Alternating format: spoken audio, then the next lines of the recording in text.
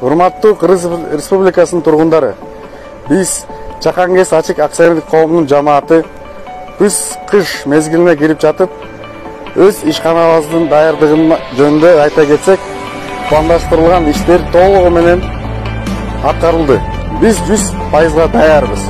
Азыркы күндөрү Чакан-КЭС ачык акционерлик коому Талас облусундагы Киров суу сактагычында Баласаруу КЭСин активдүү куруу иштерин жүргүзүп жатат. Андан сырткары башка жаңы инвестициялык долбоорлорду ишке ашыруу үчүн сырткы жана ички инвесторлор менен иштерин алып баратабыз.